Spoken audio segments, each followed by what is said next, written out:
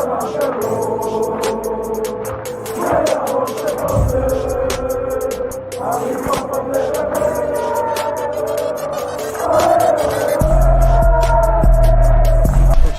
out to Kop-Ish. Shout out to Kopish, guys. Keep all the good work the up. two legends, Emil Heskey, Howard Gill. Can't get much better than that guy. Yeah. You know what to do now. Like, comment, subscribe. I'm with legends, guys. Kop-Ish. Good evening, lovely people. Hope you're well. Welcome back to another episode of the Monday Night Live Show. As always, when we get behind the mic, please make sure you subscribe, comment, and like. Apologies for the timing, guys. It is on me tonight, so it's not on Drift, it's not on Matt, it is on me tonight. I had a few things going on behind the scenes, so apologies for the timing. Also want to start with a non-Liverpool related subject, and that is the passing of former England manager Terry Venables, who passed away. Thoughts and prayers with his family. The word legend is thrown around a lot in the game, especially nowadays. Terry Venables is a legend. Euro 96 is probably the first tournament that I remember, and I remember how it captivated the nation, and he was a part of that. If I'm not mistaken, one of Tottenham's last managers to win something as well. So massive shout out to Terry Venables, RIP, and condolences to his friends and family. Biff, how you doing this evening, bro? Yeah, I'm good, man. I'm good. Big up to Venables, his family, and everything. Like you said, man. Well said. Good manager, man. Very good manager. Very good manager. You know what's weird? It's funny how you get reminded of stuff later down the line, and you think, I wish I'd just said it at the time or whatever, so people don't think you're saying it for the sake of it. But I remember when England got to the World Cup semi-final. And then they lost to Croatia, I think it was, in it, when we lost the World Cup semi-final. And I remember at that time thinking, I wonder if Terry Venables still manages, because his brand of football and the way he is, I think he could do something with his team. And I know obviously he hadn't been in management for ages, but it just, when you're just reminiscing about England, and I just remember how good Venables was. So it is a bit mad that a few years later, maybe he was ill all this time, I don't know, but I just remember at the time thinking, Venables, we should bring him back, man. He was the last England manager that really played good football, and all these young kids we've got now and whatever, surely he'd get the best out of them or whatever. He'd have thrived with this crop of players. He would have thrived with this crop of players. Definitely. As you said, I think you put that perfectly, Drift. He's probably the last English manager that played great football. Yeah, proper attractive, good football. I think the managers since him have had great players who have pulled out great moments, but I wouldn't say any of them have played great football on a consistent basis, whereas Venables had both. And the funny thing is, Ericsson used to enjoy attacking football as a club manager, but then for some reason, when he was England manager, he never played attacking football, which is really weird. It's very weird. So, Capello was very pragmatic, was never going to play great football with Capello. It was always going to be get the job done. Hodgson isn't known for attacking football. Southgate isn't known for attacking football. I mean, Sam Allardyce could have probably played attacking football, but he had the job for about a week. Yeah, well, that's on Sam, innit? Sam worked. Let's be real. Sam worked really hard to get that job and then fumbled it over something so stupid. Yeah. I still think he would have done well with England. I do as well. I still don't rate him as a manager like that, but I think at the time, given what England needed and everything, I think Allardyce could have got something out of those players. You know, Aaron's got a point, actually. Hoddle played good football, to be fair. Yes, he did. That is true. Hoddle did play good football, to be fair. Hoddle did. Hoddle did. Yeah. Hoddle was a baller himself as well, to be fair. Yeah, he was. Drift, we're going to speak about Ali and Jota and the injuries and the fallout from the City game and what the next few weeks hold in store without those two players who, in my opinion, are two of the most important players in the team. But you wanted to say something about Trent. Yeah, I don't know who's gonna agree or disagree with me out of everyone who's in the chat right now, for an example, of anyone watching, but ever since yesterday, and obviously this has been going on now for just time, this has been going on for time. especially accelerated, I think, by us having a bad season last year. But I've just seen so much emphasis on what Trent can't do or what Trent supposedly can't do. And a lot of it is from Liverpool fans as well, which is what's disappointing. I'm not saying that you can't be truthful to yourself being a fan of the club, but it seems to be a lot to do with Liverpool fans as well as non-Liverpool fans. But it's just always what Trent can't do, what Trent can't do, what Trent can't do. Trent's this, Trent's that.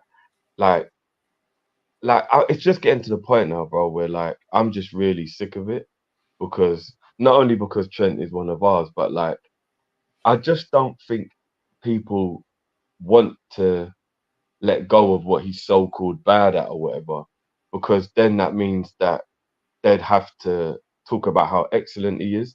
And for some reason, I just don't think people want to talk about how excellent he is.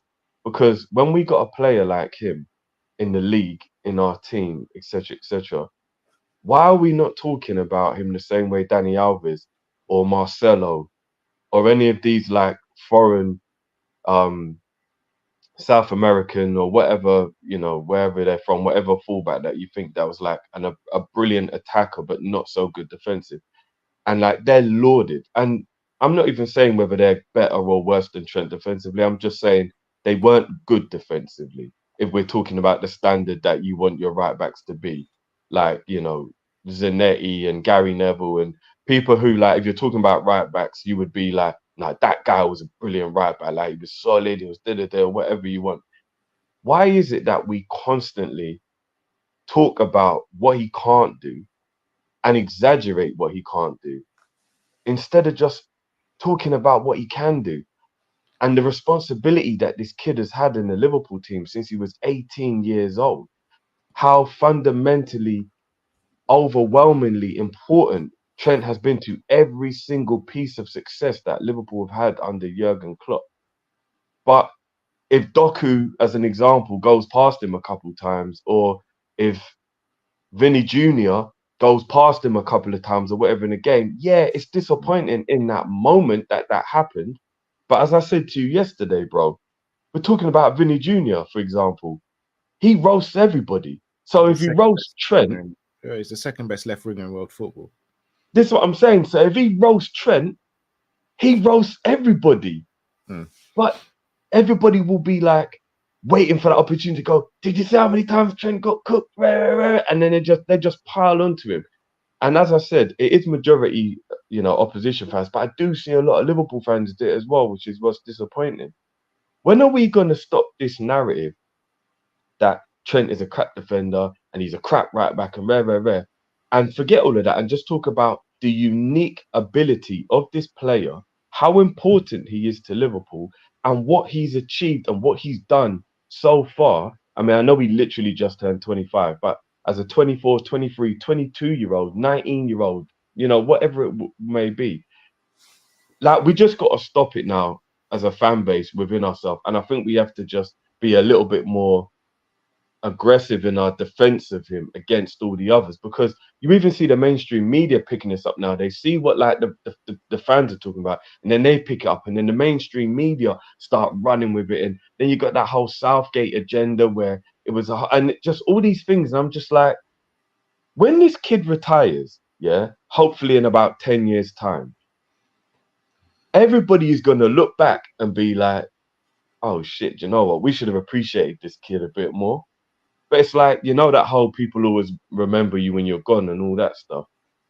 Trent he's so good, and we just have to just appreciate what he is, and we have to just look at stats, for example. And again, I know everything has to be put in context, but he is a right back, and he has got 100 GA in 306 games for Liverpool. 100 GA. I think he's 79 assists and 21 goals. 100 GA in 300 games as a right back. And we are just constantly always talking about what he can't do, what he can't do. And what's annoying me is I get as a right back, you have to obviously be able to defend. I get that. But the people say the same thing, for example, about like an attacking player in midfield, where in midfield you still have to defend, right? You still have to be able to tackle and press and all that kind of stuff. But like if you're a sensational talent like Kevin De Bruyne is or something like that, if you're not really that good at defending and pressing and whatever, but you can unlock defenses and you're so good and you score and it goes well, like people don't go and be like, no, but he's not a top midfielder though, is he? Because even though he's got all those things he's good at, like he's not really good presser and he's not really good at tackling that. So nah, like we just can't call him like an elite midfielder. It's like that's the narrative that keeps getting spun about Trent. Regardless of how good or bad you think he is at defending, the role he plays in the team is very unique. So on paper, he's in the right back role, but he's got a very unique and a very specific responsibility as a Liverpool player that doesn't just constitute literally just standing like a Wan-Bissaka would or whatever and just being a right back. And I believe a world-class player and world-class talent that he is, it's not fair that he just always gets told what he can't do and doesn't get lauded for what he can do. So I'm not going to keep going on about it and whatever. That's just a little thing I wanted to say because it's been mad since yesterday. Like the guy got the equalizer in the game and played really well. And like I said, he had some good interception stats.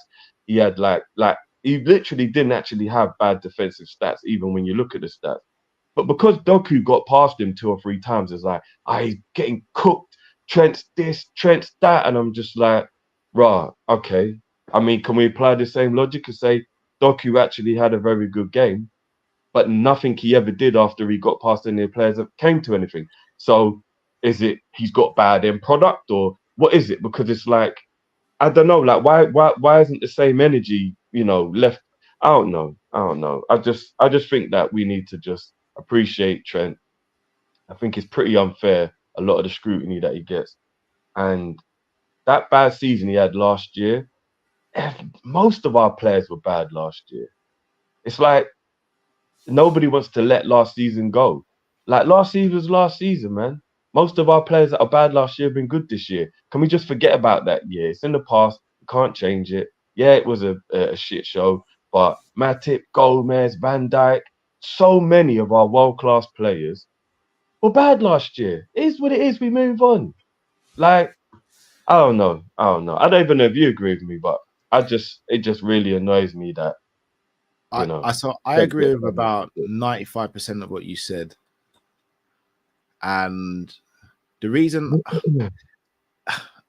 I'm in a bit of a conundrum whether I want to speak about Trent or not, because I think people in our community seem to think I know, and I'm going to shout out to one of my good friends, Andre, because me and him have been going back and forth in it, and I know he doesn't mean it when he says it tongue in cheek, but I do genuinely feel as though people who don't know me outside of Kop-Ish, when they see me for the time that we're on screen, they think that I have an agenda against Trent. And I think if anyone knows me or they watch Kopish on a regular basis, they'll understand that's as far from the truth as you can get. My thing is, though, I don't want him at right back anymore, Drift. Now, and where I agree with the 95% is generational. What he's done in the past at right back, no one can really chat to him apart from your Dani Alves's and people like that. What he did on Saturday in terms of the equalizer, like that's clutch as F. Like we will love him for that stuff. But I think what happens sometimes is rival fans will go overboard with what they say. So then to counteract it, us as fans will then go overboard with how we look at his game and stuff. When I spoke about Trent on Saturday, and this is where I will say, and I'll probably get some flack for it, but I'm just going to speak from my heart here. No one during the game on Saturday when we're doing the watch long said Trent's having a blinder or Trent has been this good or that good or Trent should be man of the match. As soon as the stats got brought up on the screen and then he was awarded the player of the match award, everyone then jumped on the narrative and was like, I told you Trent was this, Trent was that. And I was like, hold on. No one said that before the stats came up on the screen. And this is where I get annoyed with the whole stats movement. We will sit here and we will break down Doku's stats saying that Doku dribbled 7 times past him. I've seen the seven times. Doku got past him, I think, twice or 3 times. Drift, I don't have a problem with that because Doku is a tricky winger. He's a tricky winger. What I have a problem about is when Ake's dribbling past Trent and laying it on a plate for Haaland. That's where I have an issue. I don't have an issue with Doku going past Trent 2 or 3 times in a 90-minute match. It happens. I've been a defender and I've been a winger.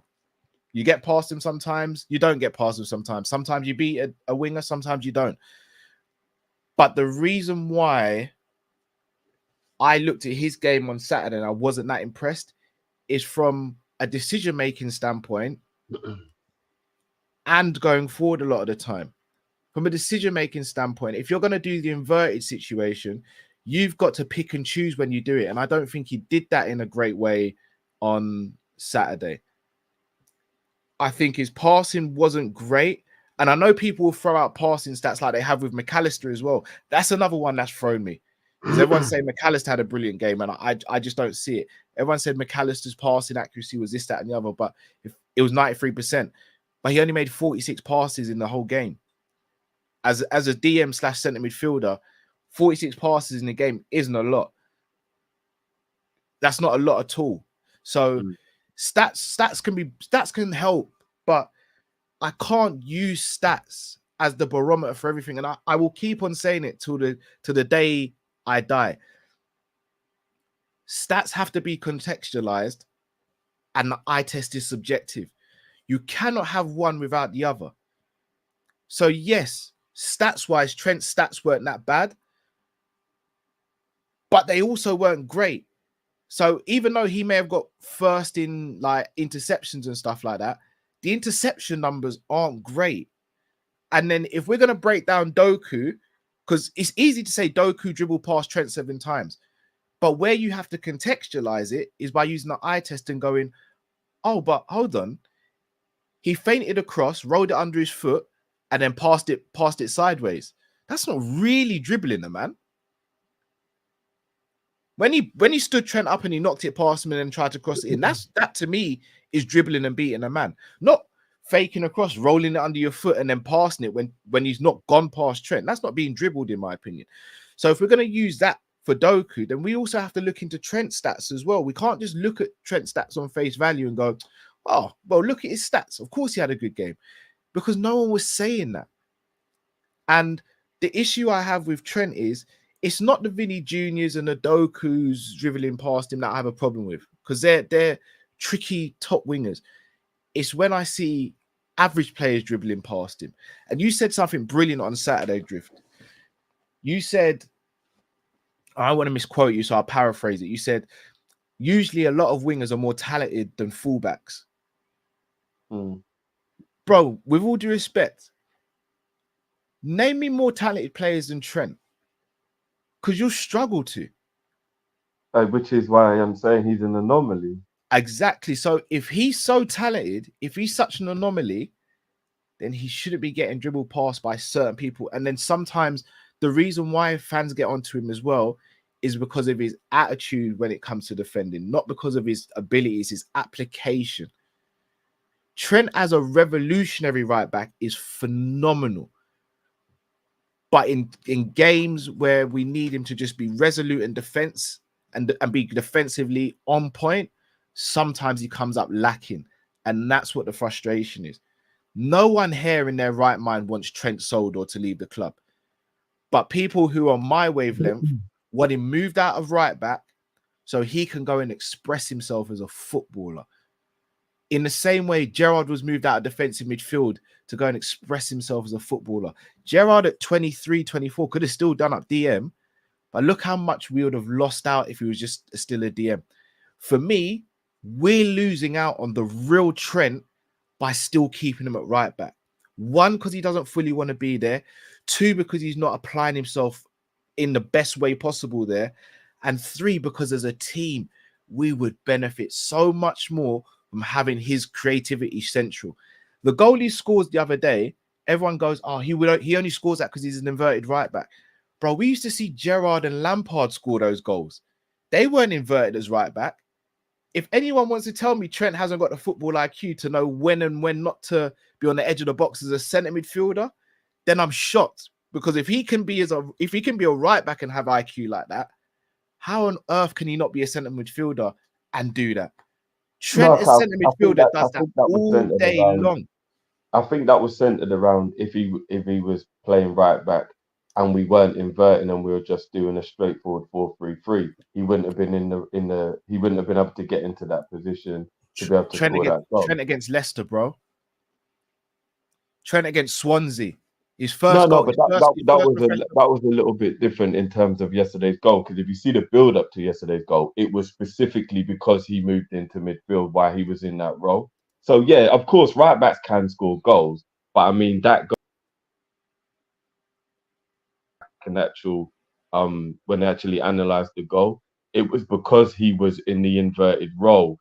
Why? Because that was why Matip was actually the one who was standing up Doku for the save Alisson made that led to the goal. Because Trent was in midfield and Matip had to come across the way Ibu does when you're inverted. So yes, there's the risk because we nearly conceded a goal, but then that's where you get the risk reward that we then benefited from Trent being a midfielder, and then that's how we got the goal. So it's like if he was a natural right back in that moment specifically, he wouldn't have got the goal, if you get what I mean. Like that's the benefit of him being in the inverted role. But I also think if he played centre midfield, he would get more of those opportunities as well. Probably if he was like permanently in midfield, yeah, he and probably that's would. my point. And not only would we get that, we'd also see him dictating games more without the risk of thinking if he loses the ball or if someone else loses the ball, we're stuck because of the space he's vacated. For me, the sooner Trent goes into midfield, the better for everyone. And the fact that we've seen it with your likes of your Larms, your Kimmiches, like the blueprint's already there. For me, playing him right back inverted is almost a cop-out to an extent because it's going, we know he's a centre midfield, but we just don't want to play anyone else at right back because we don't want to drop one of the midfielders. Bro, I don't think it's the drop of midfielder count. I think it's having an extra weapon on the pitch without having to sacrifice another player. So I understand, like, say for example, because I laughed at you at the time when you said this, but now I agree with you, which is ironic. In fact, it only took me 2 weeks to turn my opinion around anyway. But let's say, for example, Wan-Bissaka never signed that contract. Are you on board now? Yeah. Remember, I told you. Remember, I said to you, like, oh what? Oh, you did. To be fair, yes. Yeah. It's Remember, Matt's not. Matt's not. Yeah. Remember, I said to you, I was like, if you're just talking strictly as in a defender who would only defend, I actually do get what you mean now. He'll be back in. I actually got what Cal was talking about when he was saying Wan-Bissaka will be a good addition to the squad because literally all Wan-Bissaka does is defend, and because he's so good at defending on a one-on-one situation, we wouldn't be as exposed as we get, so to speak, with Wan-Bissaka doing the defending. So I agree with you on that one. But what the problem is with regards to doing that, though, is I think you're losing that weapon, that extra weapon, and I think that's why Klopp will and always will probably persist with Trent at right back, because I think even though there's some risk with it, there's so much more reward. And if you get a real destroyer, like let's just say we lived in an ideal world, all of a sudden Man City are relegated due to the allegations. Rodri's a free agent. Liverpool pick Rodri up. Rodri's Liverpool's new DM. If that was the scenario, Trent's not getting anywhere near as many problems at right back anymore because we'll have a destroyer that will do a lot of the breaking up of play, which leads to the ball being switched out to that side. And he'd also be joining Rodri in an invert. And then you'd have him and Rodri in the midfield where you'd have the destroyer and the creator. Do you get what I mean? So it would be like. Let me just hold you one set there. We had that with Fabinho, but we weren't playing Trent inverted. So it's easier to be a destroyer when you're not playing Trent inverted. if you are playing Trent inverted, if someone switches the ball to the right flank, like to our right flank, there's not much a DM can do about it. So this notion that a DM is going to come in and it's going to make life easier for the team with the whole inverted system, I don't think it does. Because whenever we've worked with Trent, so you swarm the midfield, so they don't normally get as many opportunities to do the switch of play. But they don't need loads of opportunities. That's the thing. They don't need loads of opportunities. They only need one or two, and then they catch us out, and then we've got to change our tactics. And they've got to be brave to want to do it as well, because they know if they lose the ball, they've given it back to us. No, of course, but it goes both ways. And then here's the thing: does Klopp want to buy a DM? Well, again, that's another discussion, and I don't know. Because if that's the case, then if we're doing the invert with McAllister, that for me still scares me. I just think, just to end the Trent thing, I just think he's a brilliant weapon to have at right back. And even though he probably would make a brilliant midfielder, I do see the logic in having another weapon. Because basically you can have Soberslai's weaponry, you can have Gravenberch or whichever other midfielder you want, or McAllister, you can have their weaponry. Then you can have a destroyer, and then you can still have Trent's weaponry. Whereas if you put Trent in midfield, one of those weapons has to go, and now you've just got a standard right back that, yes, could be good at defending, but won't help with any creativeness from an attacking point of view. So then you are putting extra onus on the midfielders that there's no one else creating behind you. So you better be the one to do it. So if Sobol or McAllister is having a bad game, there'll be no other creativity whatsoever. Whereas at least Trent gives you that extra bonus creativity if one of those two are having a bad game. Do you get what I mean? Isn't that where we lean on the bench though? The squad. I mean, Gravenberch, Jones can be creative, Elliott can be creative, but also even from from an invert standpoint, when we go inverted, doesn't that usually mean one of Sobo or Salah has to go wide to cover some of that space as well? Sometimes it means Sobo has to drop a little deeper as well. Me personally, I prefer Sobo close to goal, and I prefer Salah to be more inverted as well. So Trent doing that for me takes away a little bit from their games to an extent as well. It does, and I think the closer you have Salah to Nunez as well, the more effective Nunez is. True, but Salah's been very creative from this wider role, so it's working. It's not like it's not working, because he is doing well from a creative point of view. But how long will that last for, though? Because we also, let's be real, we also need Salah's goals, because he's our best goal scorer.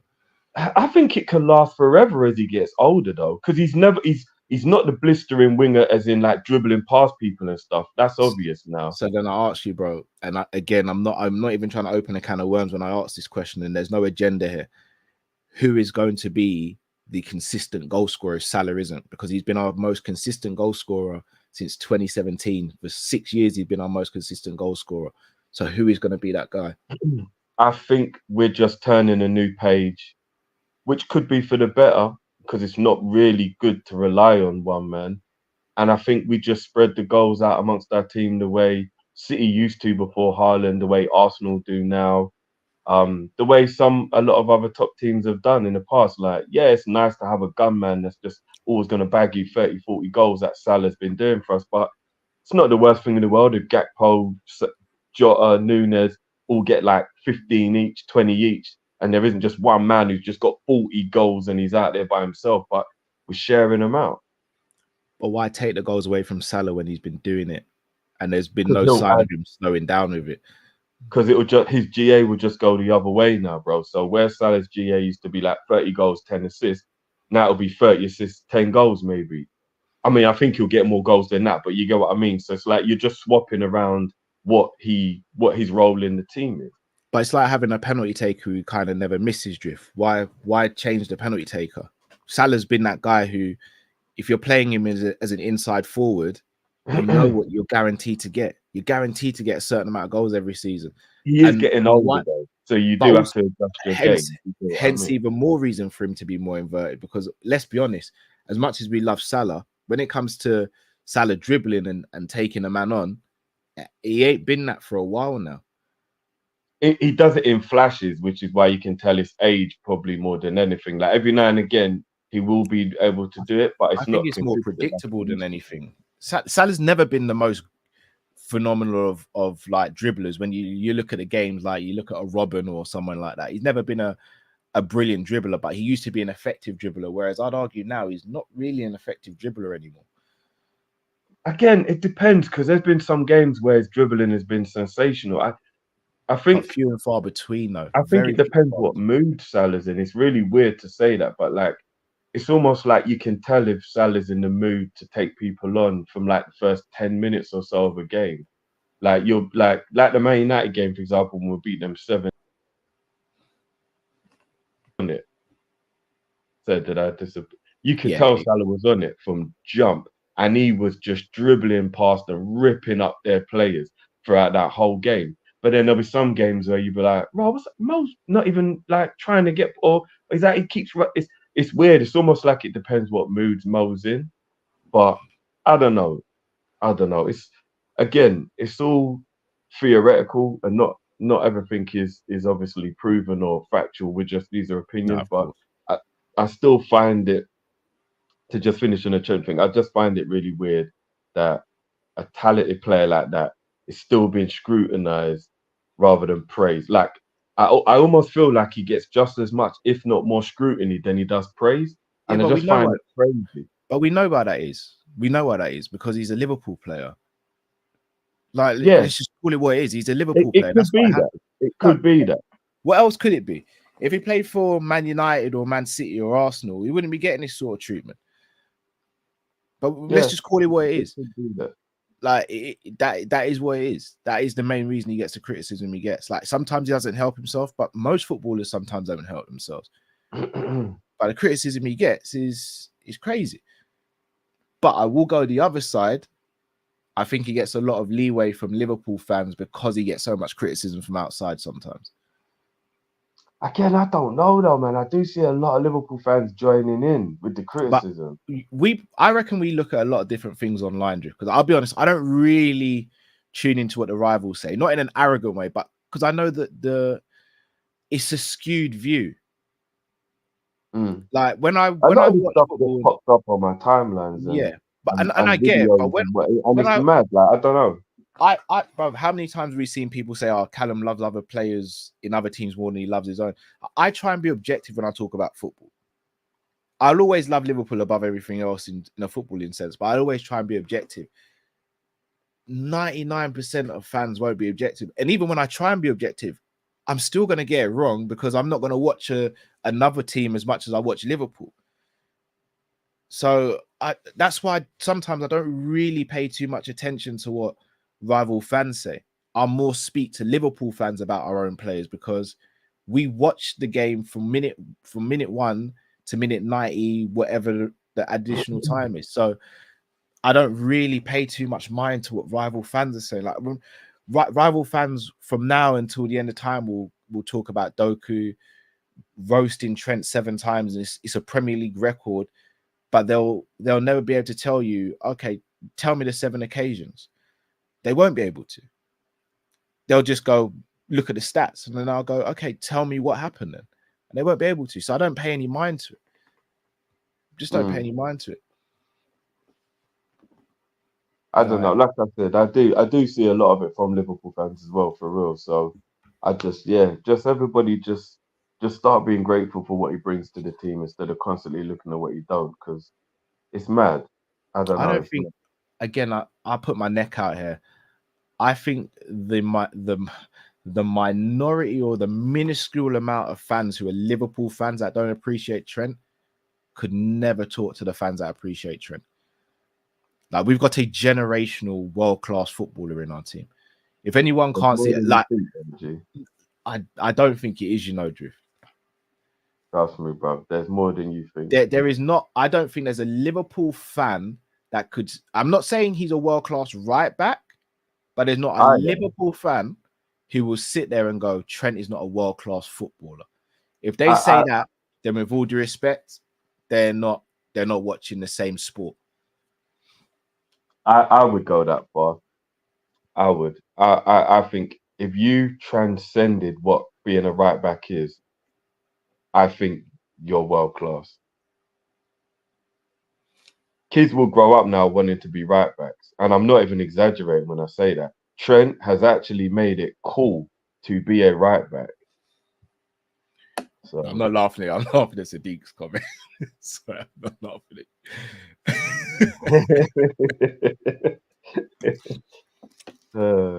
All right. But yeah, anyway. I'm gonna throw devil's advocate in there really quickly. We talk about Trent and say he's got to be a world-class right back, and you've got, I'm not saying ignore it, but you've got to sort of put it to the side about his defending because he does so much from an offensive standpoint. Take the rough with the smooth. I mean, if you apply that to any other position on the field, then let's be real, you're not happy with that. If you apply that to goalkeeper and go, yeah, I mean, his saving's not great, but he starts a lot of moves from the back. Pause. But you know what I mean? If you're saying... Well, that's Man United's situation right now. Is that Exactly. Onana makes more blunders than he does save, but he's helped them to build up. And look what we do as Liverpool fans, bro. We've made up songs. We've made up chants. We say the wildest stuff about Onana. But you could flip it the other way, though, because I would say David De Gea, before he kind of started to fall off a bit, there was a lot of complaints that he wasn't good with his feet and that he wasn't able to play the ball out and play and do that kind of possession thing. But I think Man United fans still appreciate the fact that he was always making game-winning saves, though. And it was like they just took that he wasn't that great with his feet as a... it's annoying, but it's all right, though, because I'm still happy with how much he does to help us in terms of his saving. So I guess that's the logic that you could apply in terms of the equivalent, because Trent will win games and sometimes we might draw or concede a goal or lose a game for maybe him getting beaten down his side. And it's like, okay, well, yeah, that one game there was annoying when that happened, but how many games has he won for us with an assist or a cross or creativity or a goal? So it's like, you know, you weigh out the options kind of thing. I would say that's a better comparison. All right. So I asked you then, because I was going to lean on something else before the chat started mentioning his name. Would you ever take Ederson over Alisson? The way we play, no. Bro, no matter what, I would never take Ederson over Alisson. I'll be real with you.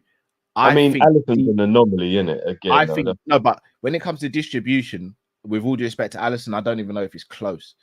Ederson. Oh no. Ederson is way better at distributing. Yeah. But that's my point then.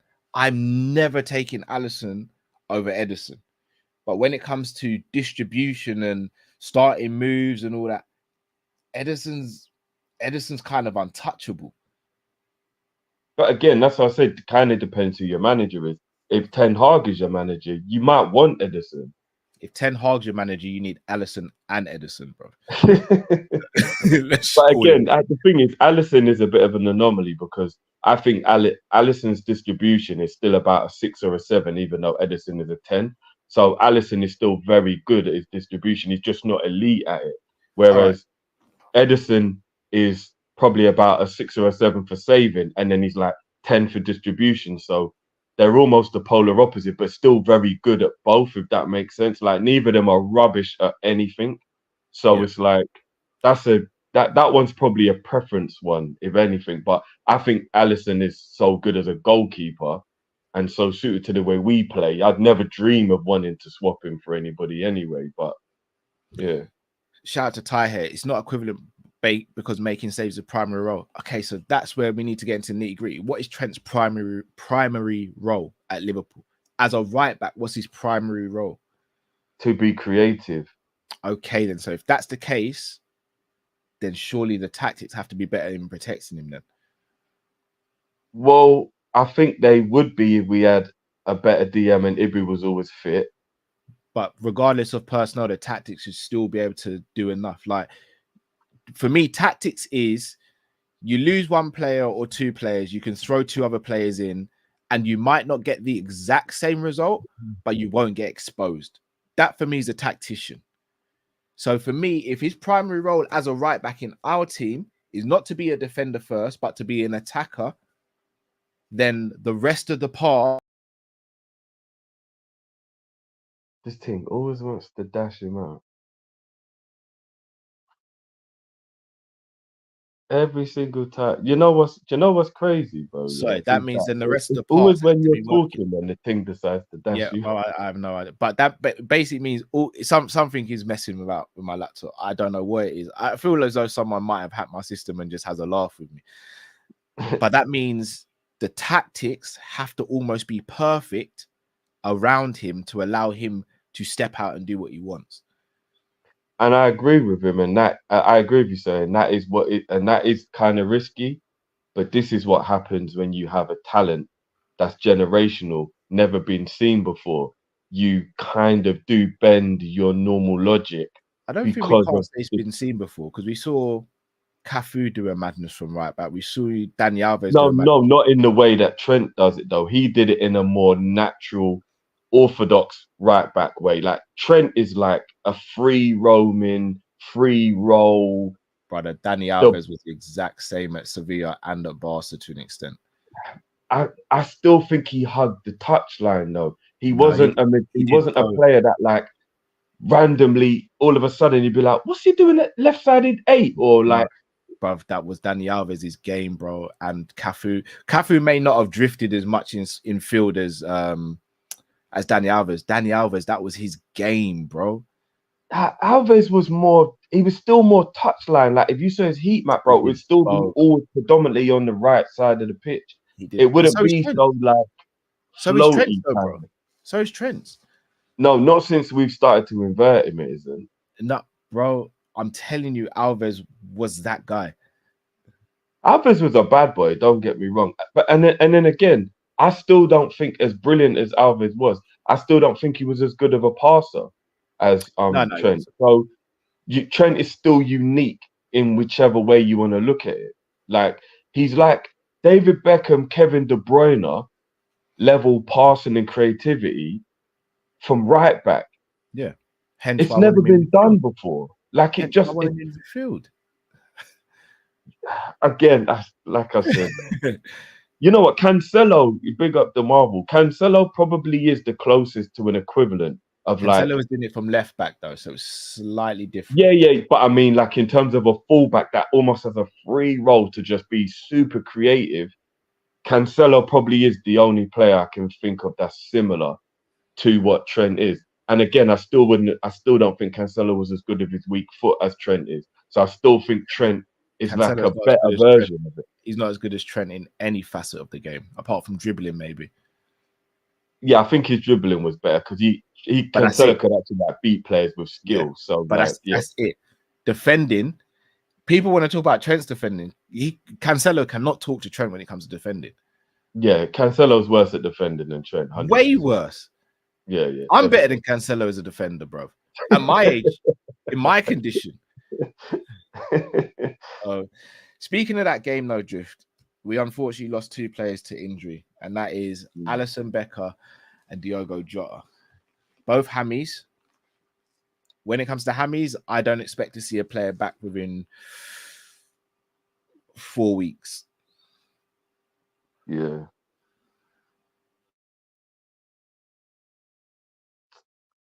This thing just wants to keep mashing them up. I'll be back in 1 second, boys and girls. Apologies.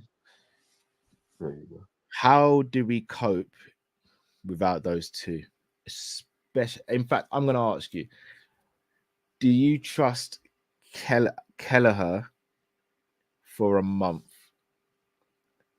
Yes, I do. That doesn't mean I'm not worried about not having Alisson. Do you know what I mean? Like, I'm very worried about not having Alisson. But yeah. The reason I think a saving grace is, if I'm not mistaken, Europa wraps up in the next couple of games. So we've got, I think by game next week week 5 this week, and then I think not next week, maybe the following week is game week 6. It might even be next week, you know. I'd have to go and look at the schedule again. But I know, but the thing is, if we win this game, then we qualify top of the group. So right. So that's what I was gonna say. If I expect Kelleher to play this game coming up on Thursday, but the moment we win that game, and I will say we're going to win that game, the moment we win that game, Kelleher should not be teaching Liverpool again. The problem No, comes no, with I would definitely play Adrian Adrian or Petalluga exactly. in the final group game. Yeah, The problem then becomes, do you play him in Carabao? Yeah, I would play Kelleher in the Carabao because here's the thing, bro. We normally want Kelleher to play cup games. A, because we deserve the kid is good enough and he deserves to play. And B, because we want to rest Alisson for games we don't see as important. That's the way we look at it. But what I think you got to understand is a lot of the time when you're thinking about like a player being rinsed out and whatever, that's because he's playing every week, i.e. Alisson. Kelleher gets so little game time. It's about time he got a little bit of a, do you know what I mean? A bit of a run out. And I don't think there's a problem now, even if Kelleher played like 10 games in a row. He doesn't play that many games. So it's not like he's, fatigued, or maybe it will be good for him. I actually think this is how we see the best version of Kelleher now, if Kelleher actually gets to have a run of games. Because I don't think it's no coincidence, bro. Yeah. Even if you look at Simicast as an example, and again, I'm not doing it for that I told you so. I'm just happy. I said to people, can we give Simicast some patience? The guy don't play. Just always making excuses. That's all I ever hear whenever I'm trying to be logical or try and add some context to anything. Jiff, you're just making excuses. That's all you do is making excuses. I asked all the people who said I was making excuses for Simicast to just have a conversation with me now after he's had 2 or 3 very good performances, because he's now getting a bit of a run in the team. Can you not see where I was coming from? Or was you just wanted to shoot the man down? So anything anyone says that you don't, that's anything other, it's an excuse, it's an excuse. I think if you look at the way it took such a long time before Simicast was able to perform well again, and then you look at like 2 years ago when we were chasing the quad, and Kelleher was so good whenever we'd like bring him in, and then you look at like last season and the odd performance this season, you're like, Simicast and Kelleher don't look anything like. I've heard people saying we should have cashed in, get rid of them, and I've seen all that kind of stuff. I think Kelleher and Simicast were good last season. This season, I don't think they've been good. Well, I even saw Simicast and Kelleher getting criticism last season as well. But I think it's just an obvious, if they're not playing regularly, if they're not always in the team, their form is going to dip. And it's very difficult the longer you're out the team to be good when you're thrown back in. So when you become a first team member like Kelleher did a few years ago, it was all right at the beginning to just play every now and again. But he's getting older now. And obviously his mind is probably getting fidgety. He's probably getting anxious a bit. When he does play now, maybe there is anxiety in the build up to it or whatever. He's got to just play games in a row as a goalkeeper to get good. Now, selfishly, we don't want him to leave Liverpool because he is such a good goalie. So we want it to be you only play once every month or whatever, because that means that Alisson's in goal and you're just a great backup. But for his own development, it's why he asked to leave, Cal. He knows it's stupid he's sitting on a bench Allegedly. Well, yeah, allegedly. It's stupid he's sitting on a bench every week when he's got the talent that he has. So I just want him to get a run now that we're forced into it anyway. I want him to play 3, 4, 5, 6 games in a row now and just get back to being the Kelleher we knew he was. The same way, unfortunately, with the Robbo injury, Simicast has played week in, week out. And now Simicast is getting good again. He's getting back to the player that we all knew he was. I knew he couldn't just be crap all of a sudden. Simicast is a brilliant player. Like, he can't just be crap all of a sudden. It was the form, the lack of playing time and whatever, why I don't think he was playing well. So yeah, let's let Kelleher play every game except that last Europa League game. And that's when Adrian can play. And at least Adrian got to play a game this season, because it is like kind of mad if you don't ever get to play a game. So at least Adrian will get to play a game. And then, yeah, let Kelleher play all the other games. Shout out to Chris Brack. He's kind of got a point here. Kelleher's not playing that much less time than what he was playing in previous seasons. If we're going to be real, the only difference is in the quad chasing season, we got to the finals because we got to the finals. But apart from that, even in the quad chasing season, semi-final and final, Kelleher didn't play in the FA Cup. In fact, I can barely remember Kelleher playing after we won the Carabao. No, I know.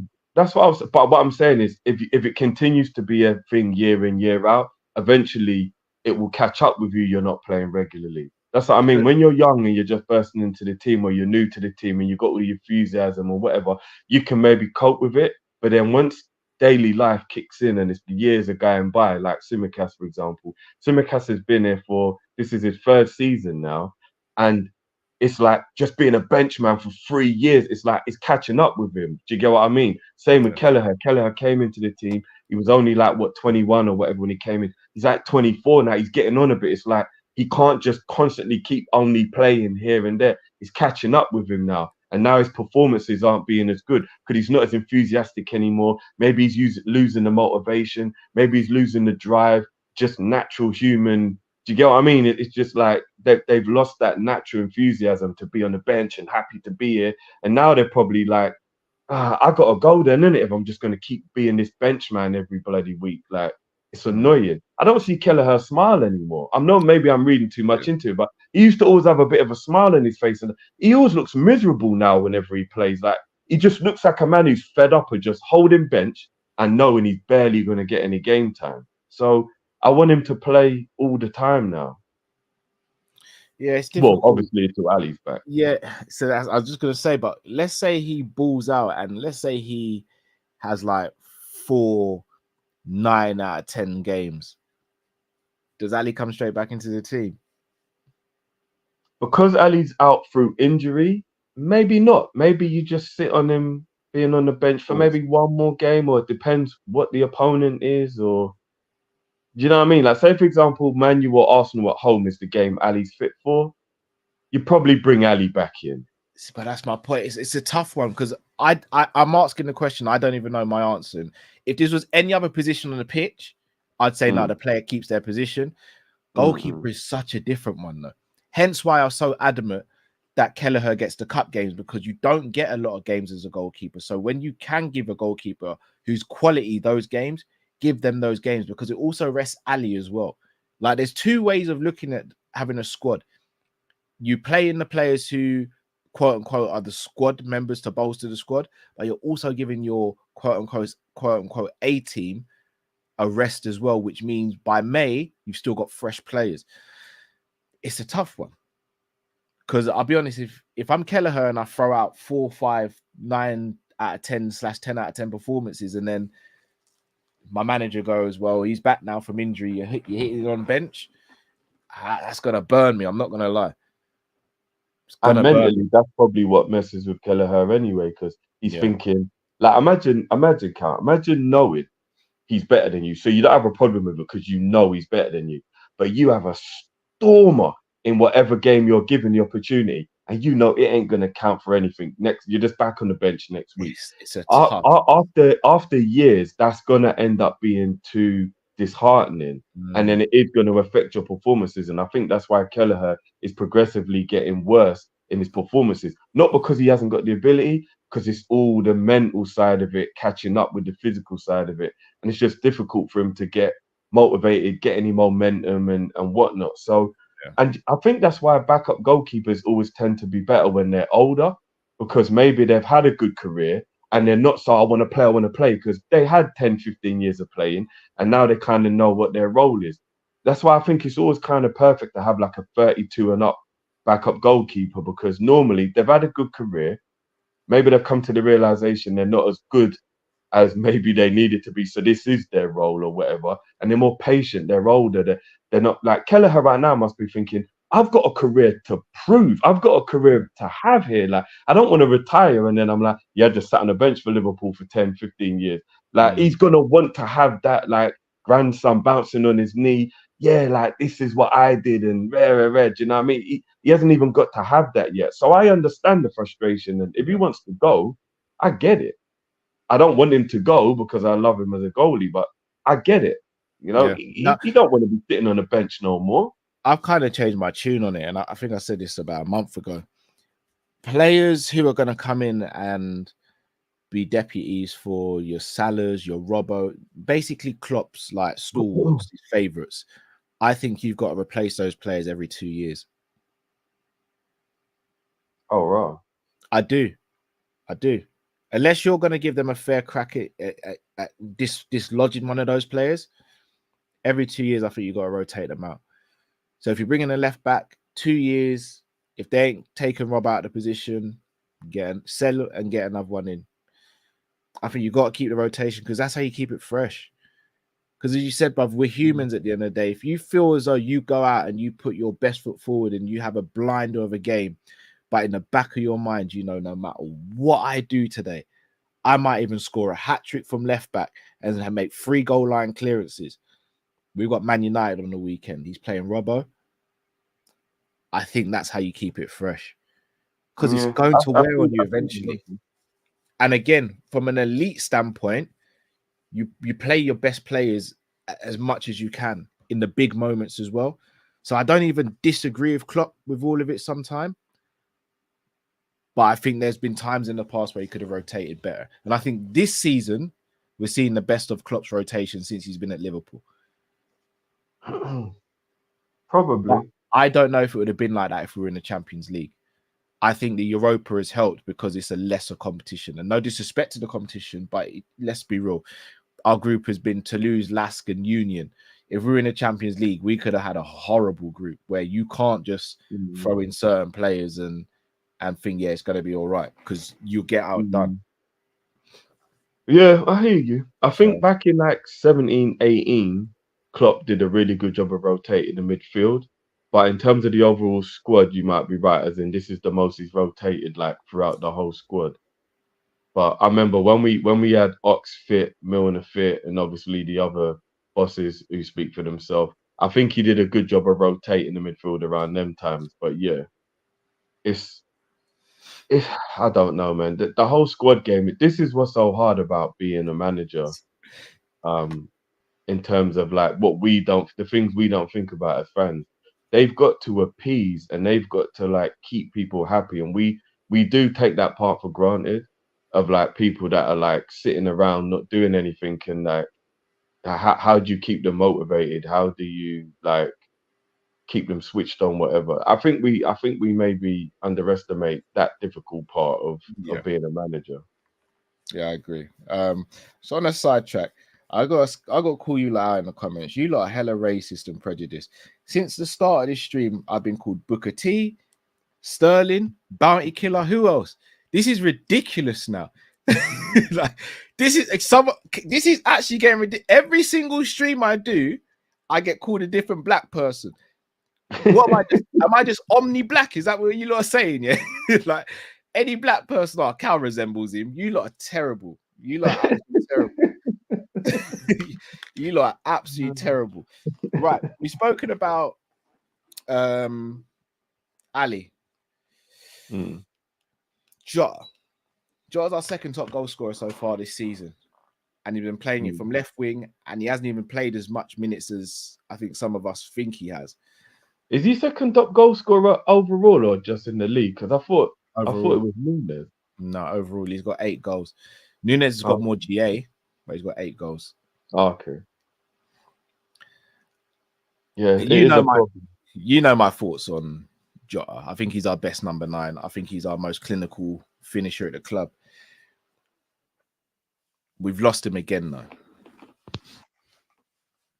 Is this not the first time this season? Have we? Because the other one was suspension, isn't it? Langer, there's another one.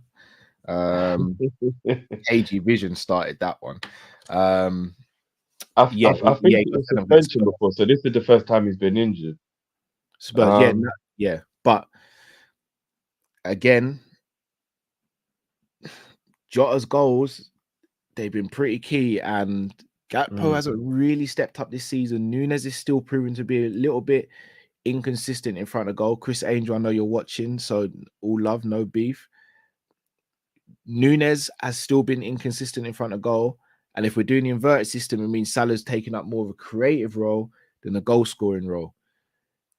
I actually think Jota being out of the team is just as scary as Alisson being out of the team, in my opinion. All right.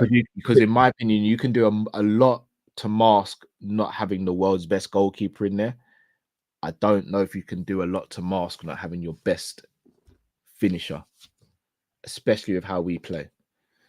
All right. So the angle that I'm gonna approach this is Jota's a massive loss. There's no two ways about it. He's a massive loss, and he's been playing extremely well, and he's been clutch.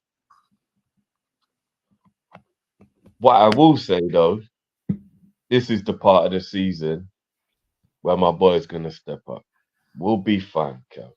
It's Yeah, you go back Gakpo. up. It's Oh, but Gakpo time. where's Gakpo going to play? Wherever it is, whether it's off the left or whether it's down the middle, it's Gakpo time. He'll play his role now, bro. This is the time. This is the time. Gakpo So- will step up, bro. So all right. So we've got Fulham at the weekend. Who's your starting three then?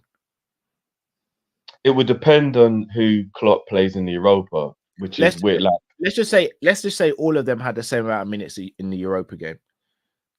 if they all had the same amount of minutes in Europa game, then I'm starting Nunez, and then depending on how the game's going, whether it be Diaz or Nunez, who maybe needs to be changed after an hour or 70 minutes or whatever, then I'll play Gakpo either left wing or up front, depending on what the scenario is. And this is against Fulham, right? That would be Fulham, yeah. The So he's Premier still League not game. starting for you. No, I wouldn't start Gakpo against Fulham. I keep the momentum and Nunez playing with Diaz. But now, where Jota would be the first off the bench, now Gakpo will be the first off the bench. See, I personally think Jota being out is the perfect opportunity for Diaz and Nunez to step up. It's the perfect opportunity because, to be fair, I think Nunez has been stepping up. I think maybe Diaz is, but then Diaz has gone through a lot, so that might be part of why his form's been so like on and off in the last month or whatever. The reason I say Nunez as well is because an excuse I've been making for Nunez is sometimes Jota gets in his space where he likes to occupy.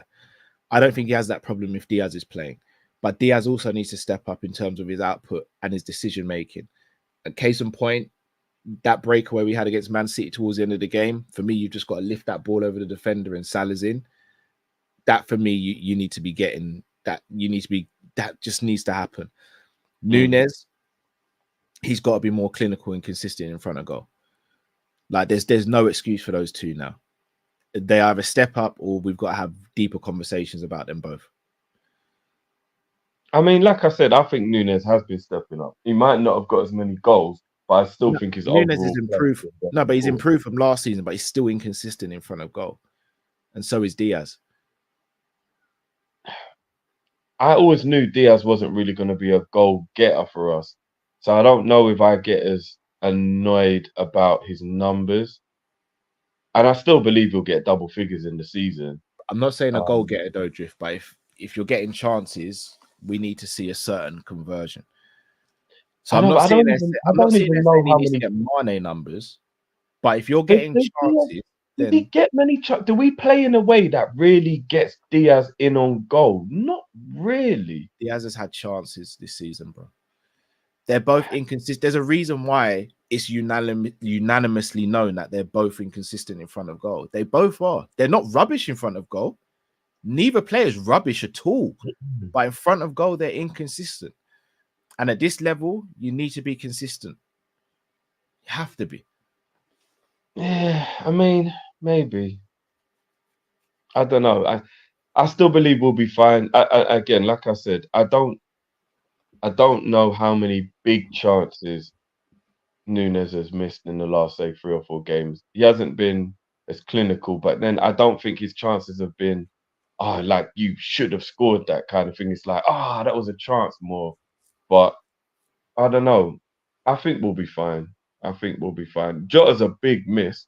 Don't get me wrong. And as an option, it's actually like really upsetting to not have him as an option, whether it be starting or off the bench. But I mean, what happened last time was Gakpo got injured and Jota was suspended, and then we had nobody on the bench. Thankfully, and fingers crossed, we have Gakpo on the bench this time, so we won't feel as non-option like as we did at that time after the Tottenham game, innit, when he got the suspension and then Gakpo got the injury. So hopefully that will be better now because we will have Gakpo as the option. And I would start Gakpo in the Europa League game. So would you go Gakpo through the middle then? Yeah, I'd go Gap. I'd actually give Nunez a little bit of a break so we don't run him into the ground, because we have to take into consideration how much Bielsa's been using him on international duty as well. So even when we've had breaks as Liverpool, he's still been getting rinsed in the national team. So it's like I'd give him a week off. I'd give Nunez a week off and let Gakpo. Like Lask at home, as you said, you don't want to be disrespectful in any way to the opposition. But Nunez shouldn't even need to be on the bench to beat Lask at home. Neither should Salah. Yeah, he shouldn't. Honestly, he shouldn't. But I Salah, know Virgil, them lot shouldn't even have to be on the bench. Let's just call it what it is. They shouldn't have to. They shouldn't. And I'll be very, very disappointed if it isn't Konza and Doak. Yeah, and Doak and Endo and all the players who don't get regular Premier League time. But here's the worry: because winning this wins the group, he's probably going to put a semi-strong team out. Yeah, of course he will. And I think Salah or Szoboszlai or any of them lot probably would. But yeah, I would let Nunez have the game off just to have that bit of a rest, because we got a very strong schedule coming up, and he did get rinsed on international duty. So yeah, to keep his form and to keep him healthy, let him have the midweek game off and play Gakpo. Nunez straight back in for the Premier League game, and then we roll from there. And then at least Nunez had a bit of rest. I even want McAllister to have a rest. I saw the thing you were talking about. McAllister's in his interview, and he's like, I couldn't even keep my eyes open in the team meeting because of how tired I was from international duty. And then the man had to go play 24 hours after that, DM against the best team in the league. That's mad, bro. He didn't have to play that. It's mad. He didn't have to play that. I don't know this for sure, but Endo was on international duty as well, right? So he would have still been traveling all around the world. I don't think what McAllister was saying was unique to McAllister. I think McAllister was pointing out half the team feel like me because we only just got back on Thursday, and then Friday we're in a meeting and it's like everyone's still knackered. So again, I don't even know for definite whether Endo went, but as much as I agree with you that there's a possibility Endo could have played, was Endo with Japan on international duty? Because if he was, he's done just as much, if not more, flying than McAllister did. So it's like, it's just not ideal, is it? It's just not ideal at all. Couple of you been asking, this is news to me, to read out Fowler's comments on Nunez. So I'm reading this live. It's the first time I'm hearing of it. So Fowler says, how long do you give him? He arrived at Anfield almost 18 months ago, and yet we're still talking about this potential, this exciting rawness. But you can't go through your entire career being raw, can you? I do feel sympathy for Nunez because he arrived at Liverpool at the same time as Haaland came into the Premier League, and patently, the difference is massive. Even if the City striker costs less and their experience level was strikingly similar. You could say he perhaps looked as though he didn't have the confidence to shoot, but he scored twice for Uruguay only 4 days ago. He also scored a massive goal against Argentina a week before. So maybe it's not confidence, belief, or whatever. Maybe it's who he is as a striker. I know you'll think I'm slating the blindly obvious, but we saw it. Yeah, it had Liverpool likely to be the strongest challengers to City this season. It was a hard-earned point. Oh, sorry, that's not the same bit. I do hope that Klopp will convert the rawness of Nunez into something special that allows Liverpool to win titles, as Gary suggested, but I'm not yet convinced it will happen. Your thoughts on that, Drift? I mean, Fowler's entitled to his opinion. As a gunman himself, he's somebody who's allowed to be critical. So I don't have a problem with it. I disagree that saying like, oh, now we've been here for 18 months, that kind of thing. Because again, I'm not making excuses for the players, but I still feel like last season was just such a weird, one-off, crazy, even our top dons were performing crap kind of season, that it's just a weird season for me. So I don't want to look too much into last season. So again, not laughing. Chemistry's comments, jokes. Still. So I've got a wham forehead, you know.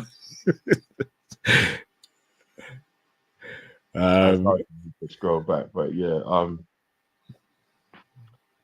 I don't know. Like I said, I think Fowler's entitled to his opinion, and as a gunman, maybe he is the best person to say. But yeah, I mean, the only thing I will say when it comes to a lot of that, and again, this isn't making excuses for anyone. This is just like facts. Fowler doesn't know what it feels like to go and play where you don't know the language and stuff, which is part of it, adapting. Maybe Michael Owen or McManaman or somebody like that or Gareth Bell would maybe be a bit of a better British person to talk to of like, right, what did it feel like on when the shoe was on the other foot and you went over there and you didn't understand the language? Was it harder? Was it not? Or whatever. So I that's mean, the only thing I would say isn't possibly. putting Maybe. the ball in the back of the net just a universal language? I mean, Torres didn't know English when he came over. Suarez didn't. No, Like, Torres did. Torres could speak English when he came. He wasn't amazing at it, but he could speak English. bro, I mean, we've seen I'm talking about for the off the field stuff when it comes to the language thing. The language thing isn't so much on the field, but it is a lot to do with off the field because it's like what it is, yeah. I think as British people, we always get a little bit complacent. So I don't know what it's like for other people, but as British people, a lot of the time we'll go on holiday, for example, which is the so closest group. Aguero couldn't speak English. Yeah, well, I mean, it can be different for everyone else. Again, I'm just saying maybe one of the, and I think one of the main reasons why I thought about the language thing. I used to be like, oh, is it really that big of a deal? But then when Klopp himself was in an interview and he said, what was a lot harder for me with Darwin than others is it's the first time when I haven't really been able to communicate with the player personally, and I felt like he's not getting what I'm trying to say because we don't speak the same language, and it's improving and it's getting better now that I know a little bit of Spanish and his English is getting better. But before it was really difficult because he just didn't know what I was saying or what I wanted for him, and it's hard for a translator to get it across in the way that I'm trying to get it across. That was when I thought, oh, okay, so maybe the language thing is a bit of an issue, if you get what I mean. Because up until now, if I'm not mistaken, I don't think we've signed any player that knew no English. Maybe their English wasn't great, but I don't think we've signed a player under Klopp that knew no English. I think he might be the first one that just didn't know any English at all. So maybe it was a bit weird for him. I don't know. But the reason that doesn't wash with me, Drift, if I'm going to be completely transparent with you, is because I could understand it if the patterns of play weren't there or if he weren't making the right runs. That comes with time and chemistry. But when you're one-on-one with a goalkeeper, I can't sit there and go, because the English isn't up to scratch or because this or that, that's why he's missing one-on-ones or missing sitters. Like, No, bro, I don't think anybody's saying he's missing chances because he don't speak English. It's just why he hasn't overall fit in yet, if you get what I mean. Why he hasn't quite settled. I disagree. I feel like he has fit in. He's a fan favorite. The players seem to love him. The boss now loves him. But did you feel that way? Did you feel that way 12 months or 8 months ago? Yes. No, I feel like this season's been this season feels different. He does feel like he's more in there now. I didn't really feel like he fit in as much last season. Salah took him under his ring pretty much straight away. Thiago and him were cool. Him and Diaz have got a good relationship. Like, he has been a fan favorite from day one as well.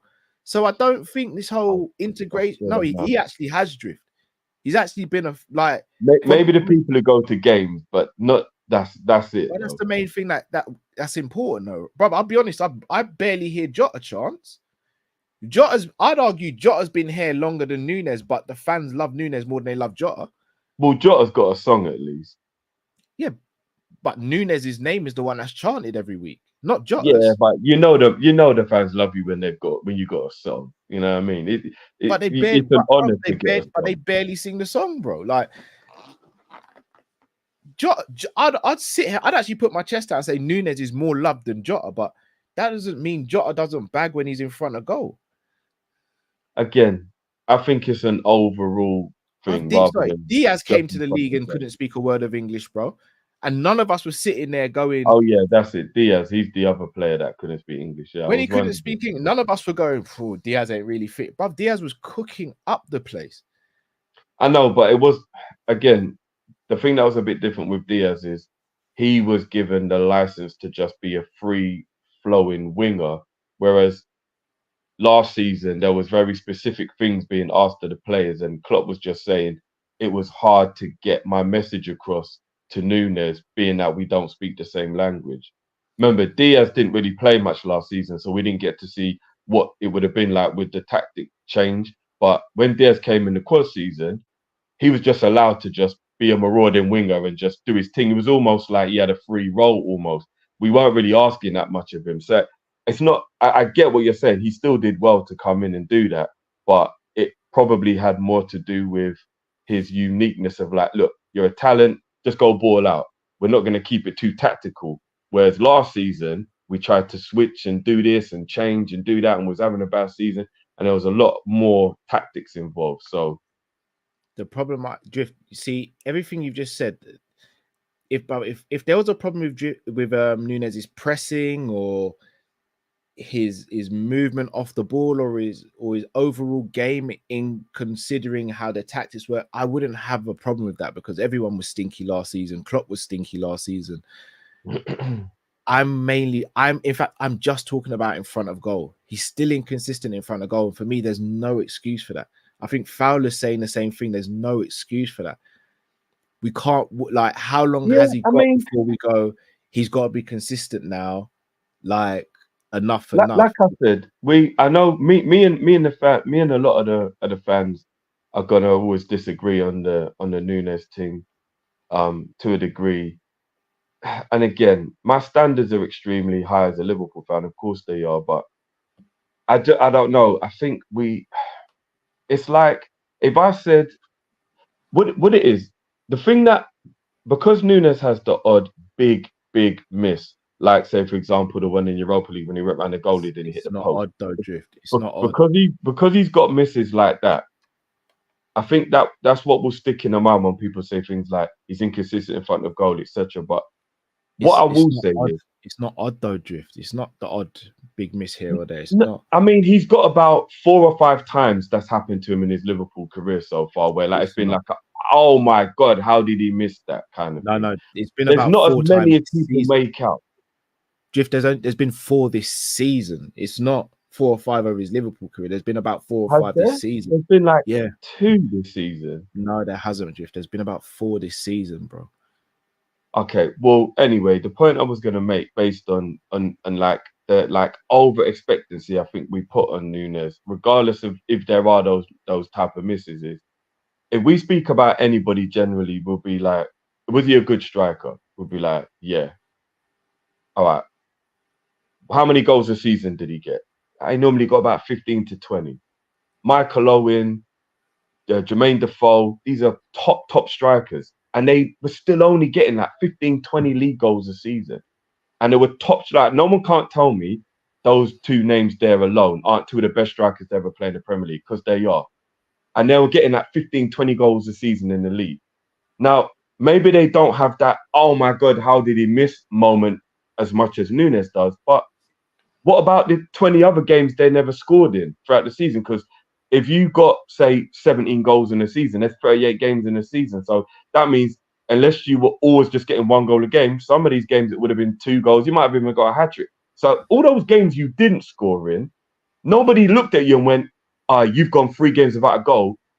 We can't win the league with you. We can't win nothing with you because 3 games with that. People still be like, no, he's a good striker, man. That strikers miss, it happens. But for some reason, it's hyperbolic with Nunez of like, if he hasn't scored for a couple games, or if he has a miss, it's like, he's not good enough. It's like, but I mean, it's not hyperbolic. And you've used 2 of the words trying to compare it is hyperbolic, man. Nunez is missing and inconsistency in front of goal is being hyper exaggerated compared to how we have the standards of a lot of other players, because there does just seem to be this thing around Nunez of, he's not good enough, or he misses easy chances, or he ain't got this, or he ain't got that, or what. It's like, for me, it's like, well, most top strikers get 15 to 20 goals a season.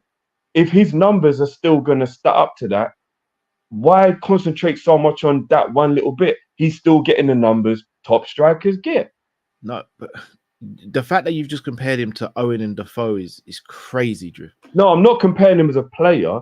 I'm saying those type of players used to get around those numbers, and they are top quality strikers. And no one ever said, Well, Defoe's inconsistent. He only gets 17 goals So a let me season. ask you a It'd be question. like, Let me ask you a question. If you're a striker and you get, I'll say you get 27 big chances a season and you score 20 goals. And I'm a striker, I get 50 big chances this season and I get 20 goals. We've both got the same output in terms of goals. Who's more clinical? you're more clinical. No, you are because you've scored 20 and 27. I've scored 20 out of 50. You're more clinical. Sorry, I didn't hear you say 50. I thought you said 50. Patrick Bamford a couple seasons ago was second or third top goal scorer in the league.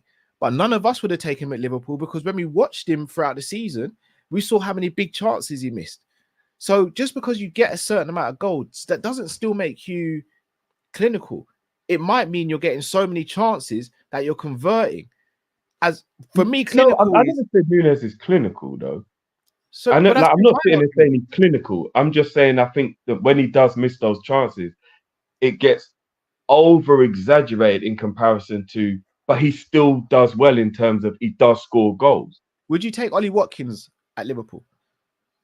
No, but that's because I just don't think he's good enough. I think he's good. I just don't think he's good enough. What's not good enough about him? I don't think he's intelligent as a forward. I think if he was in a team where there was more pressure on him, I don't necessarily think he would be able to handle it. I mean, if he proves me wrong, he proves me wrong, but I don't think he would be a big pressure striker, and I don't think his movement and his overall game intelligence is what it should be. But he's a good player. I wouldn't take Ollie Watkins at Liverpool either. But there's an argument to say him and Nunez are pretty much a similar type of striker. They're very similar, in fact. The way they play in terms of like their attributes are quite similar. Yeah, pacey and that kind of Would thing. Would you say Watkins is clinical? No, I wouldn't. No. Him and Nunez have virtually got the same stats. But that's what I mean. I'm not saying Nunez is clinical. I don't think. I think that's been my argument. But I don't think he's not inconsistent. Yeah, I agree. He's inconsistent. That's my whole argument. In front of goal, he's inconsistent. The chaos and all that other stuff, yeah, that's cool, that's sweet.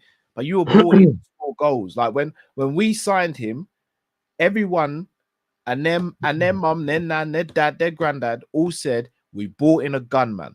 If we've brought in a gunman, I want to see the gunman letting off the shots. I want to see the gunman score. I understand that. I do understand that. But you got to remember as well, Ollie Watkins hasn't been on the big stage as an example. I know you think Nunez is better than Watkins, but again, like the proof in the pudding of like Nunez before he came to Liverpool had a very good goal scoring record for Benfica, and it included the highest level, which is Champions League. He plays extremely well for his country, and he's even becoming a very good goal scorer for his country as well. So there's parts of his game that need to be improved, of course there are, but there's plenty examples of him being a good striker. And even if he's not super clinical, he gets the job done.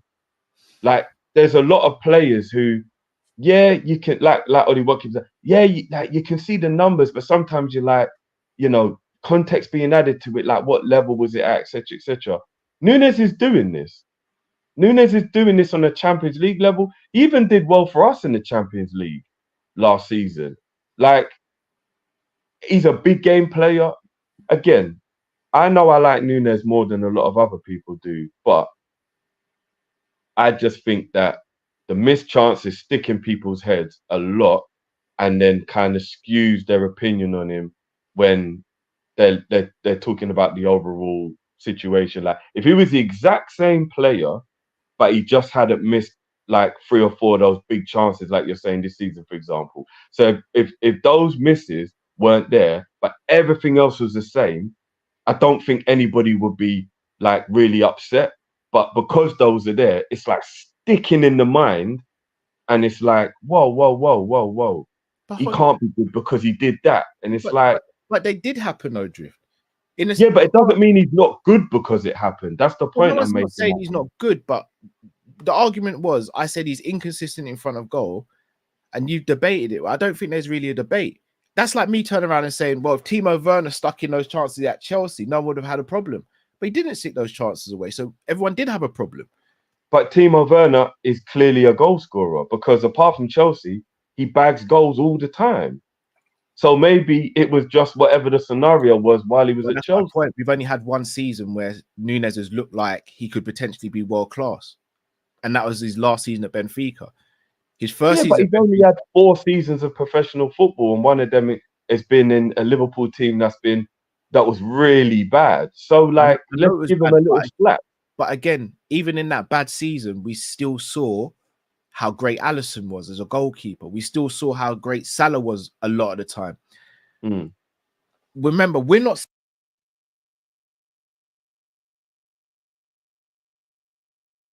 So I think you've gone on mute, bro.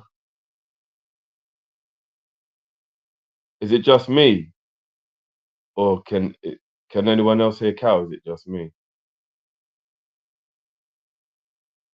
I'm not sure what's going on.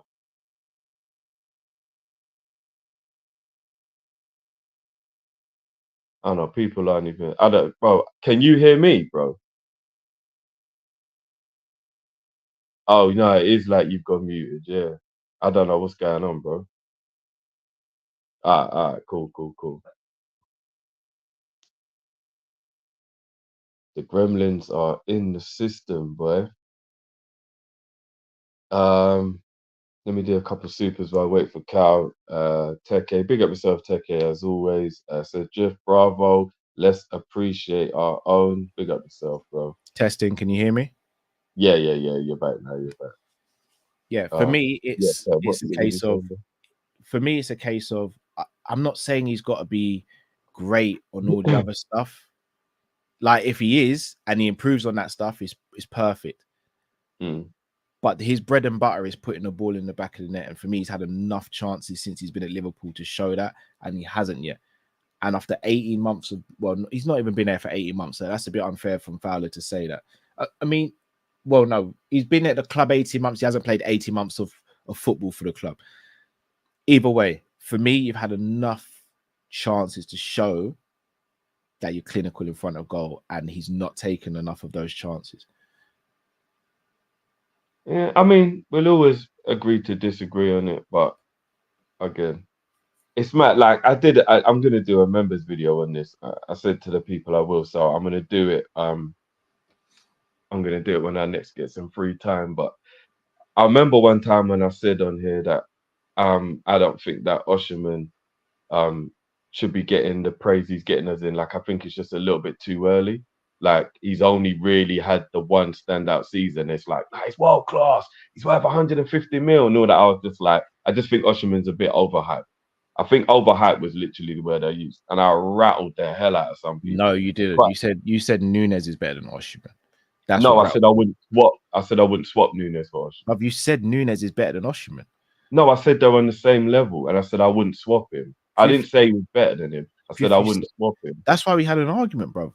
You said he's better than Osimhen. No, the argument was that you lot thought he was better and you lot would swap him, and I said no, I wouldn't swap him. And you lot was like, I'll swap for Osimhen in a heartbeat. He's more clinical. He's a better striker. Whatever. That was what the argument was. Anyway, whatever it was, you literally said I rattled people because I disagreed that Nunez isn't worse than Osimhen. And even though, again, Osimhen may not have these big misses, I don't watch him week in, week out to know. But I did a little research just to go into my video. And as an overall goal scorer, Osimhen isn't even better than Nunez.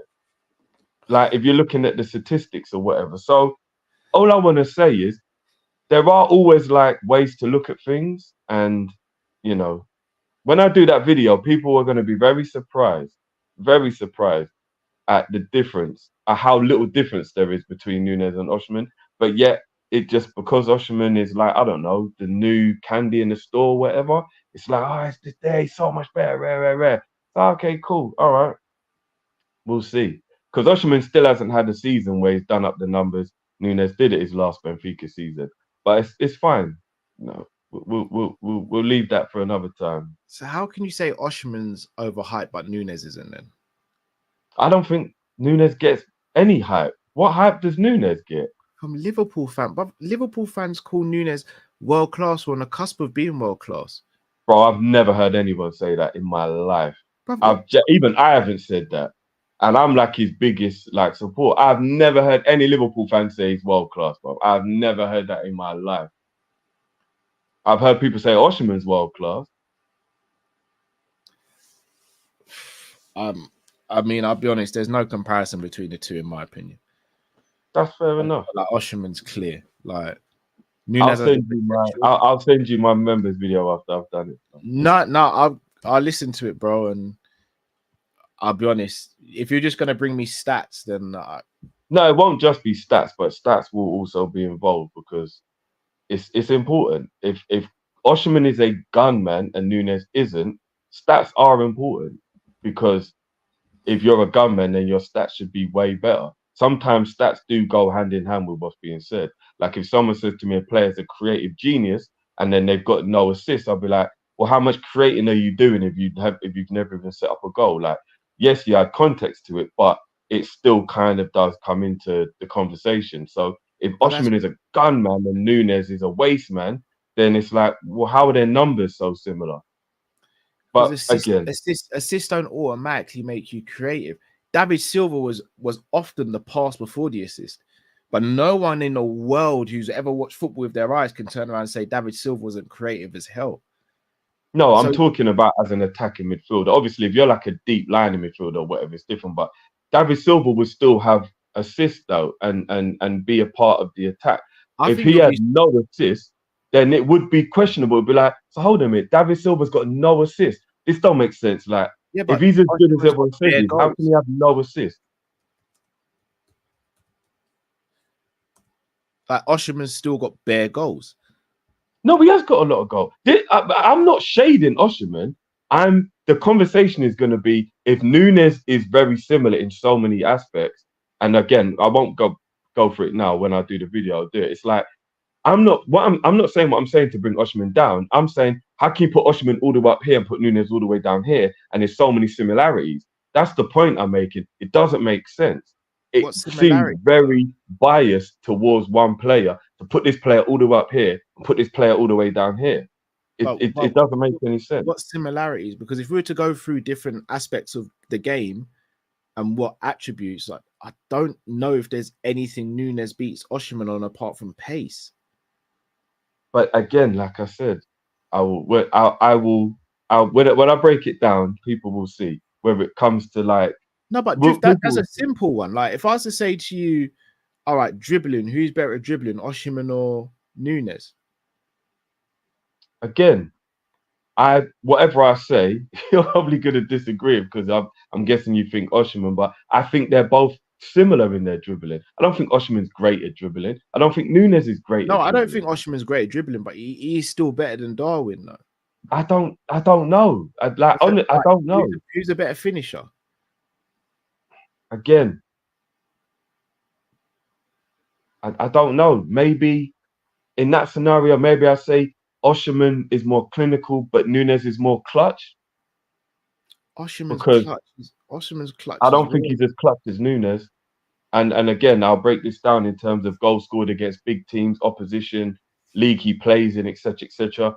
I've compiled like stuff to just do the video, to not just be talking rubbish, to like actually have things, and like there's loads of things that come into it.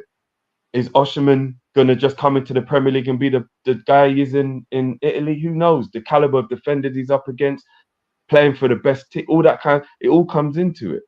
So we'll see anyway. Nunez has come to the Premiership and hasn't been that guy either. No, but we're going off of all round.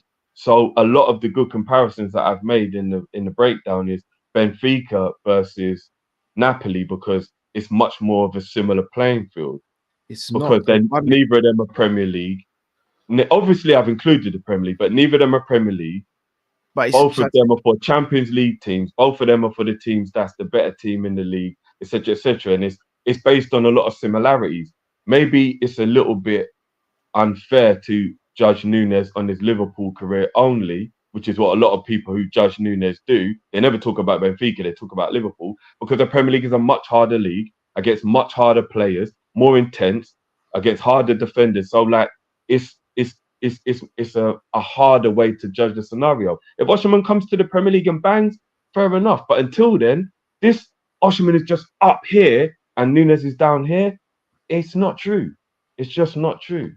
But again, Yeah, we'll agree to disagree on that. we will. We've been linked loosely with Douglas Luiz today.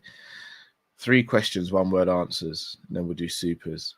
Will Villa sell, do you think?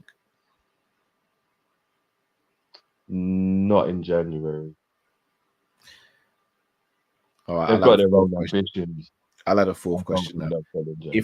If they do sell him, do you think Liverpool have a chance of getting him? I don't think Liverpool would pay what it would take. Do you think he should be one of our primary, if not our primary target, if we're looking for a DM? I'd put him in the top 5. I wouldn't make him top 2. Who would you have as top 2 though? Palhinha would probably be the top target if it was like, don't care about money and age and all that, just like the ability of the player. It'd probably be Palhinha top. And then in the conversation would be Thuram, not Thuram, so Kone, Zubamendi, Luiz, say Thingy, I would put him in there. So Douglas, I think I'm forgetting somebody that I was. Who is it I was thinking of? But yeah, somewhere around there. I believe that Palhinha is a better DM than Douglas. I think Klopp would prefer Douglas to Palhinha though. And what, because of the type of attributes that he has over He's Palhinha? Way better on the ball than Palhinha. Palhinha is a way better destroyer, but Douglas has got better passing, better shooting, better set pieces, he's better press resistant. I think if you gave Klopp the choice between both and they cost the same amount, I think he's going for Douglas Luiz every day over Palhinha. Every single day. Which he's one younger do you as think well. would cost more? Say again, sorry? Which one do you think would cost more? Douglas Costa. Do you think so? Yeah. Even though they said some 70, 80 mil, Fulham was like, it will cost like 70, 80 mil to get He him. won't go for that much. I would probably go Palhinha over, but again, I want to play a pivot. So for me, Palhinha is the destroyer, and all he has to do is really pass it to a couple man before he gets to the creators. Andre, that's the other player. It's racking my brain. What the other? It was Andre. But I think if you gave Klopp the choice between Douglas Luiz and Palhinha, I don't even think he hesitates. You could be right. You could be right.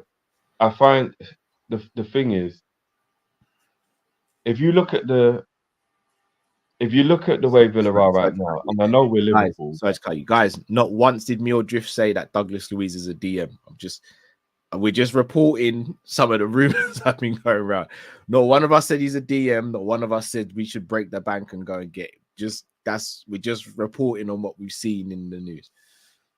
The thing is, in the same way we're trying to do what we're trying to do with McAllister, I think you could do that with Douglas. And I think he would be able to fulfill what it was you needed of him. Do you get what I mean? I think he's a lot more defensively switched on. He's a lot more defensively now. He's stronger. He would be able. So you might be right. Klopp could probably mold him to being exactly what he actually wants that DM to be. So you're probably right in that regard. But yeah, I think we have to have a lot more respect for Villa now, for what they're doing, what their own ambitions are. You can't bully them. They're not broke. They're not letting him go. They're not letting him go. I think the number one thing why they wouldn't want to let him go as well, they don't want to upset the guy who's bringing them this success right now. If they turn around to their manager now and go, we know how key this guy is to you, but we're gonna let him go to a rival. He might be like, yo, what's going on here, man? Because if I'm not mistaken, one of the things I heard that made him leave Villarreal was he felt like he'd taken him as far as he could go based on the resources that they were giving him.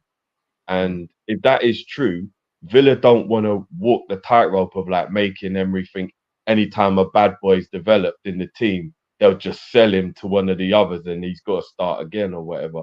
They're gonna want him to think like you can have this team now for as long as need be or whatever, and we'll just keep building upon it rather than destroying it. And I know Villa have to know their role to a degree, but Villa are doing very well and they have big aspirations. And at the moment, they're in the top 4. So whether they finish there is another thing. But I'm telling you, Emery's aspirations are to finish in the top 4. Without a doubt, Emery's looking at Champions League football, especially that it might be the top 5 to get there.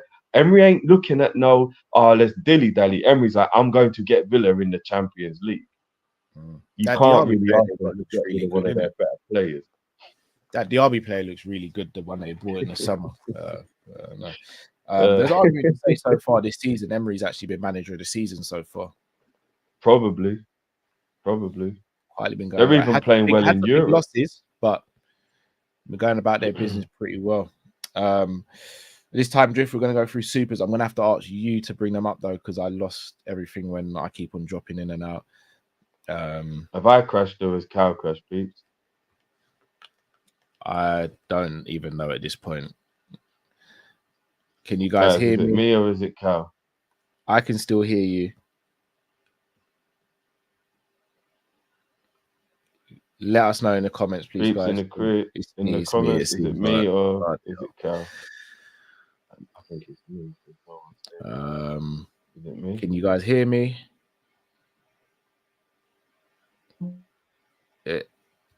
Oh, I think it's Drift.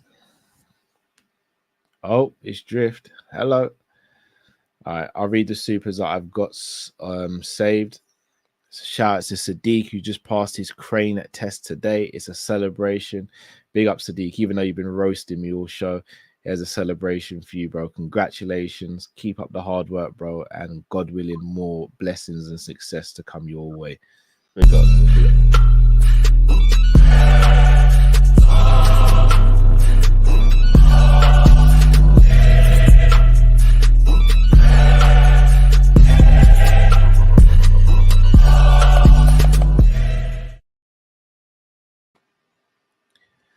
I can see from the display pic as well. Sadiq's been in the gym. Big up. You'll never walk alone. 200 says Drifty, Ivan Toney or Darwin Nunez. Nunez, but Tony's a bad boy though. Gino says, considering how Klopp likes to use the 6th position now, do you think Bajcetic will play the position better than Mac when back? Love the show. I think he will, simply because I think he's more naturally suited to that position. He has more defensive nous. Bajcetic actually started off as a centre-back. He spots danger and defensive danger way quicker than Mac will. Not Mac's fault. Mac started as a number 10. It just is how it goes. I think that's who Klopp's potentially waiting for. I think if Bajcetic was fully fit and firing this season, he would have been the one playing in the number 6, bro. I agree. Soppy says, would Szoboszlai be more effective at right wing than midfield? In a Klopp team, possibly. Overall, no. No, I don't think he would. He's just going for a bit of a bad patch. These things happen. He's been asked to be a box-to-box midfielder. If he was asked to be a right midfielder or right winger, I think you would get more goal impact from him. Do you know what? Yeah, I think the other stuff. I think Szoboszlai is becoming a little bit of a victim of his own success as well. I think he started so well, people are like really shocked at the fall off, and I also think he impressed everybody at Liverpool so much that he's been asked to do maybe a bit more than he would. From when he did that first test, where when he beat James Milner's record or whatever it was, like the thingy test they do in pre-season or whatever. And like everybody was like, oh my days, like this guy he won't even sweating, the man could just keep running for days and days or whatever. I think knowing he's got the lungs and the stamina, we've like overworked him. if he hadn't proved himself to be that type of player, we probably wouldn't have asked it of him.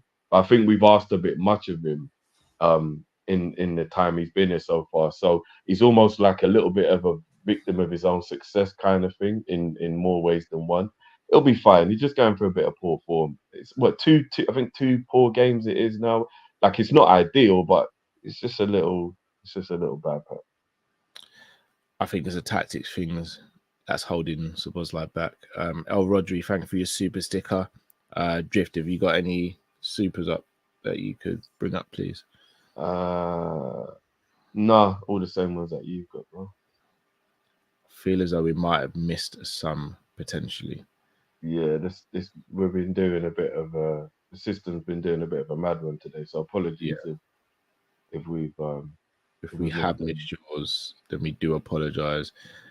One thing I will say, Cal, what you just said about Sobo, not to go into a whole thing, but we haven't really changed our tactics. So if it's tactical, why was he able to do so well at the beginning of the season and now not so well then? I feel like we have changed our tactics a little bit. He's being used now more as a box-to-box midfielder, and before he was a little bit more advanced.